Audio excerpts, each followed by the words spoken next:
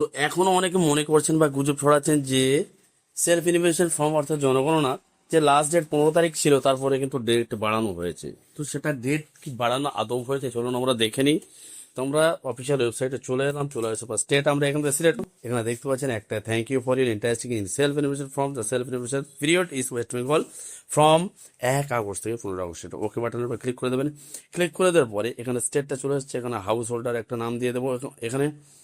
তো এখানে house hold নাম দিয়ে এখানে মোবাইল নাম্বার দিয়েও ক্যাপচা দিয়ে গেট ওটিপি অপশনে ক্লিক করবো। তো এখানে সেই এমন একটা হাউস হোল্ডের নাম দেবো যে এখনো সেলফ ইনোভেশন ফর্মটা ফিল আপ করেনি, এবং তার মোবাইল নাম্বার দেবো। গেট ওটিপি অপশনে ক্লিক করে আমরা দেখে নেবো সর্বপ্রথম কি দেখাচ্ছে।